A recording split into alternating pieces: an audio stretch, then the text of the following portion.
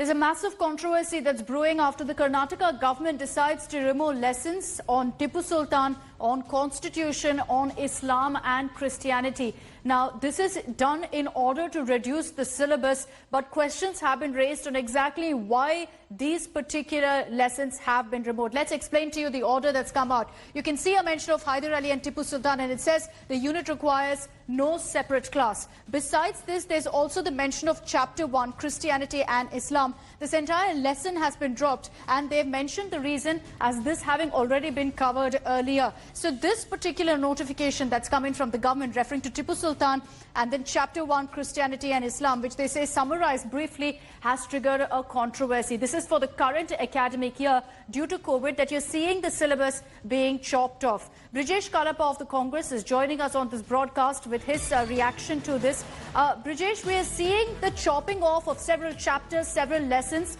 Tipu Sultan chapter has been removed. A chapter on Islam, on Christianity has also been removed. Do you believe this is selective slicing? No, certainly there is. Certainly there is a slicing on a selective basis. And those subjects which are inconvenient to the government. And the BJP has consistently been trying to erase history.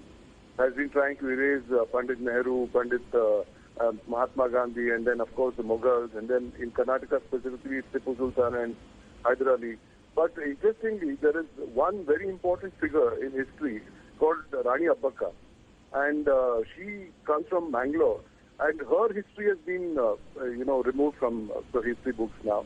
And another person, of course, is Prophet Muhammad, and then Christianity, and all this has been removed. So therefore, the government is clear that they don't want certain things to be studied. For instance, democracy lessons have been removed elsewhere. Secularism lessons have been removed elsewhere.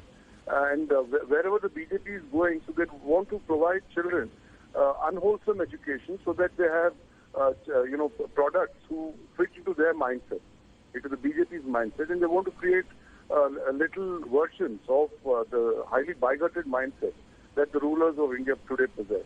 Therefore, they are doing this. And certainly, as far as the Congress party is concerned, we will protest this, and we will also look at legal remedies on this issue.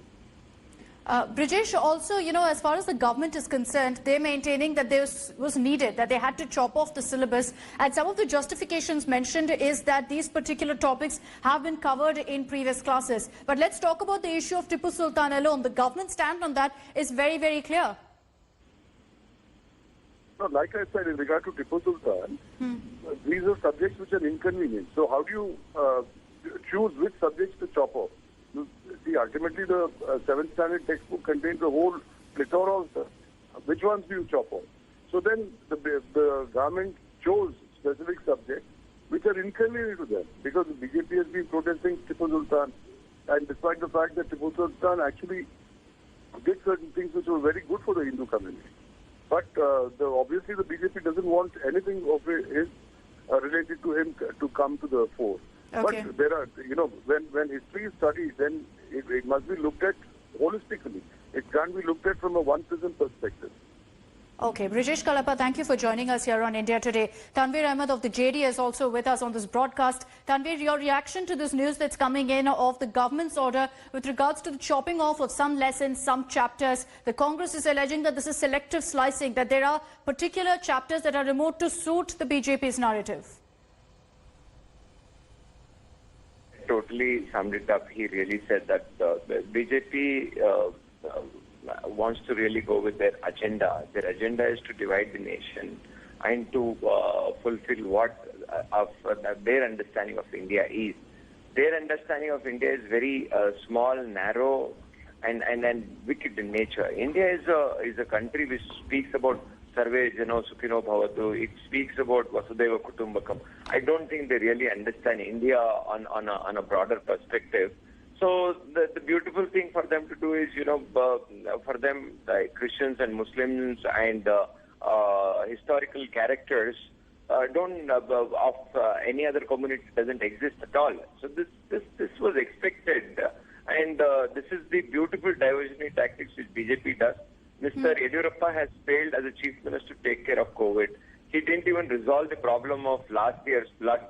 And now their education department, especially headed by Suresh Kumar, who's nothing but an RSS follower, Okay. This was expected. But Tanveer, the government, as far as they're concerned in their order, they're saying that these are issues that have already been addressed in previous classes. That's why they've limited the scope of that particular syllabus in class 7. And, it's not just Tipu Sultan. They're also saying that, there's the rebellion of Kittur Chennamma Rayana, which also has been removed. So do you think that perhaps the opposition also here is only selectively targeting?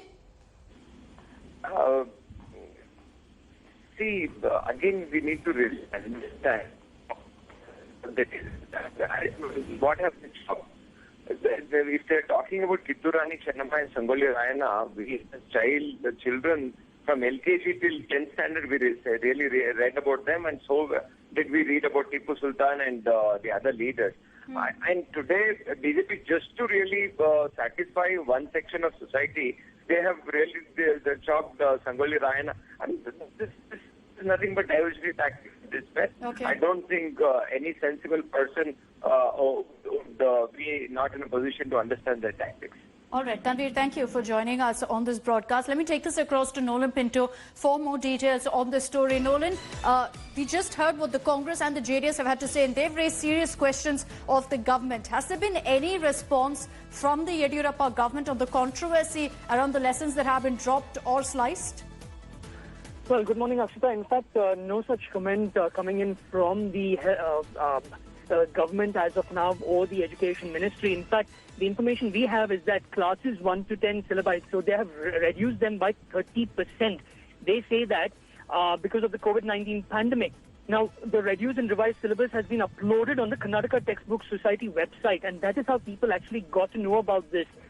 What we're told is that the syllabus has been reduced to 120 working days. They're assuming that schools are going to reopen by the 1st of September. But like what the Congress and the JDS now stated, what they've done is this. For example, chapters on the drafting committee of the Constitution and the salient features of the Constitution have been dropped for classes 7. And the reason that's given is that pupils will study the same in class 9. An entire lessons on, Christianity and Islam have also been dropped in class 6. And they say that they'll be taught in class 9. But if you actually go to class 9, they say that the students have already studied this in class 6, so there's no necessity of actually studying that. Just a PPT or an assignment or a discussion would be. So some chapters have been dropped as students study them in the higher classes, but if you go there, you see that they're not going to study that again. Okay. So all these are the issues that the Congress and the JDS are now questioning, saying that in the garb of COVID-19 pandemic, the BJP has gone about and done this. So there's no doubt that the government right now faces some tough questions, particularly in the contradictions that you pointed out, Nolan, that we do require answers for. For the moment, Nolan, thank you for joining us. We'll continue tracking the story closely and also get you the latest reaction that comes in from the government.